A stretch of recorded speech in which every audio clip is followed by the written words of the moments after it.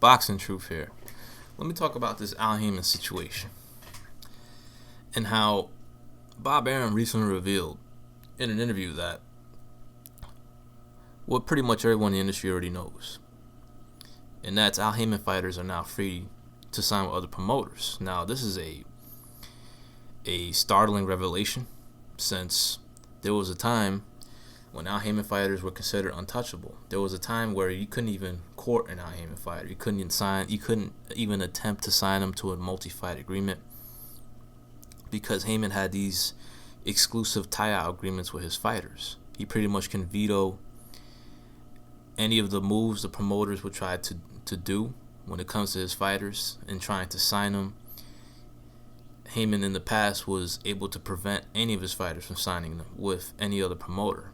They would need his say-so. They would need his blessing in order to sign with other promoters. But now, that is no longer the case. And as you can see, there's a lot of movement going behind the scenes. You see a lot of Haymon-advised fighters all of a sudden signing with promoters, because now they're free to do so.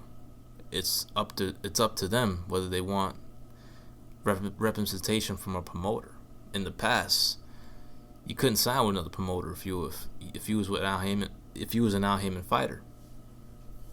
So because of this, Haymon has lost a lot of power in the game. He's no longer the most powerful man in boxing. That ship has sailed, because all the promoters in the game are gunning for his fighters. It's pretty much open season. You see a lot of movement behind the scenes. You see Carl Frampton signing with Frank Warren. You see Danny Jacobs signing with Eddie Hearn. Amir Khan signing with Eddie Hearn. Vanis Martirosyan left Haymon to sign with Don King. Jamal Herring is now reached out to Top Rank and now is going to be fighting on Top Rank cards. So this could affect if certain fights can get made involving a PBC fighter and a fighter from the other side, like a Top Rank, a Golden Boy,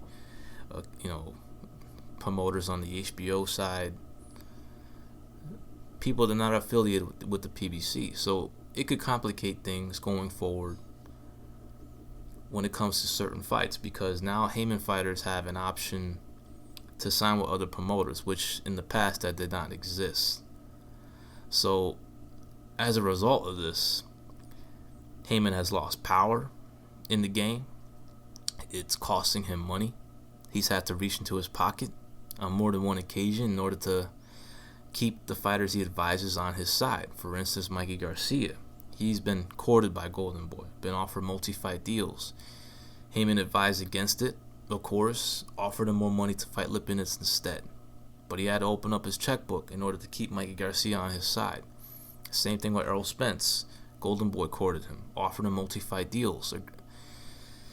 Haymon had to open up his checkbook and pay him handsomely to fight Lamont Peterson instead to keep him on his side. So because of this revelation, Haymon fighters' loyalty to him is truly being tested.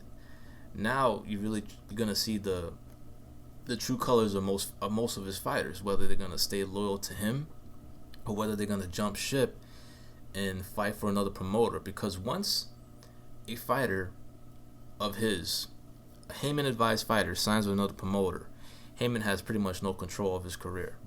And that's not what Haymon wants. He wants to be in control. He wants you to take his advice. He wants you to fight on his side and fight the opponents that he presents to you. But once he loses you to another promoter, he doesn't have much control. He's pretty much a spectator. Like he makes his sham promoters spectators to his fighters. Now the roles are reversed. That fighter is pretty much making his own decisions, and Haymon will give advice, but what's the fucking point? He's not taking the advice. You really think Haymon has much of a role in Danny Jacobs' career now? You really think Haymon has much of a role in Amir Khan's career now? Or Carl Frampton's?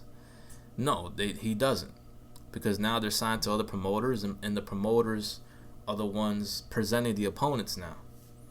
And they're not really taking his advice anymore. So going forward, this can be problematic when it comes to certain fights, because Bob Arum is saying in this interview that he did with Greg Leon that, you know, his phones are open for business. If a PBC welterweight or any other fighter affiliated with them want to do business with Top Rank, he's open to offering him a deal, and he would love to offer them fights, of course, if they have a further commitment with the company, which means a multi-fight agreement, options. So if you're a promoter in the game and you're aware of this situation, why wouldn't you want to try to sign some of these guys to a multi-fight agreement? Why would you just serve up your fighter for just a one-fight deal if these PBC fighters are legally able to talk to you and sign a multi-fight agreement with you? So all these articles of Spence, Crawford marinating, to me is all bullshit, because Arum is saying if Spence wants that fight, then he should sign with Top Rank. That's pretty much what he's saying, since he's legally able to, now that he's no longer prevented from signing with other promoters. So the loyalty of these PBC fighters are truly being tested. A lot of fighters already jumped ship, have sought representation from other promoters. Other fighters have decided to stay loyal to Haymon for the time being overpaid for showcase fights. For instance, Errol Spence against Lamont Peterson. There are fighters that really can benefit staying with Haymon. They don't really have to make a move, a change. For instance, Deontay Wilder. He doesn't really have to go anywhere. Doesn't really have to, he doesn't have to sign with another promoter. Thurman, he's fine where he's at. Unless he wants to fight a Crawford or a Pacquiao, he's going to have to do business with Top Rank. Errol Spence, I guess he's good where he's at. So not all the fighters have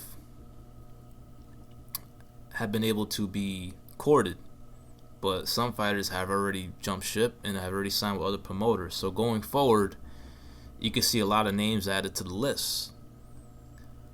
But there are some fighters that could benefit by seeking other representation, like Jamal Charlo, for instance, the middleweight, who is boxed out. Yeah, he's the mandatory for a title, but he's pretty much boxed out on his side. Haymon doesn't have any options when it comes to his side for Jamal Charlo, so maybe he could benefit seeking representation from another promoter, because that mandatory position is the only reason what's keeping him without Haymon. If he wasn't a mandatory, he probably would have jumped ship as well. But this Spence Crawford marinating bullshit, Thurman fighting a Crawford, with what Arum knows, if these guys are going to fight any of these guys on the other side, they're going to have to sign multi-fight agreements. Just like Errol Spence was offered Cotto with a catch. Mikey Garcia was offered Cotto, but with a catch. So this dynamic has changed a lot. Before, the fights couldn't happen because they weren't big enough. And the promoters weren't able to sign them. They would have to risk their fighters in a one-fight deal, winner take all. But now that's no longer the case. So if you're a promoter in the game, what's the point of doing a one-off winner take all with a Haymon fighter if you're allowed to sign him to a multi-fight agreement or offer him a deal? That's what the promoters are going to do. There's no point in just doing a one-off when these guys are legally able to sign with you. So this has complicated matters about, certain fights happening in the future. For now, it's going to be a bunch of in-house fights until this situation gets straightened out. And that is promoters willing to do a one-off with each other, or the fights can only happen through a mandated situation. So this really complicates things. For now, all you're going to see is in-house fights. Especially when it comes to PBC fighters. Because there's just no point. If these guys are not going to sign with you, and they can, why would you risk any of your fighters to them if they're not going to sign with you? So this is an interesting turn of events for Haymon. We'll see how loyal his fighters will be in the future.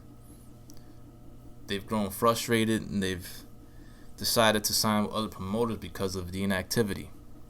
Haymon just doesn't have the networks, doesn't have the dates to keep all these guys active, which is why you see all these other guys that I just named in this video jump ship, because they need activity. They need a promoter. So we'll see where the loyalty of the rest of these Haymon fighters lie. Are they going to stay on that side, or will they seek other representation in the boxing game? This is Boxing Truth.